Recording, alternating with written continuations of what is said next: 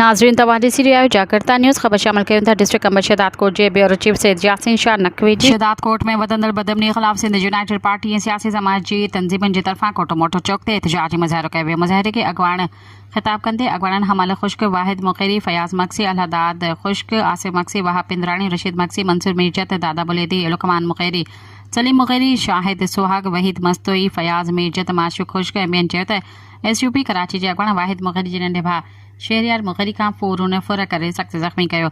मज़ामत ते फ़ौरन मोटरसाइकिल छॾे फ़रार थी विया, पर पुलिस इंतज़ामिया हिन महिल ताईं का बि गिरफ़्तारी नाहे करे सघी। जिते B सेक्शन थाणे जी हद मां SUP अॻवान फयाज़ मक्सी जे भाइटे खां मोटरसाइकिल ऐं रोक रक़म फुर कंदड़ जवाबदार गिरफ़्तार नाहे करे सघी।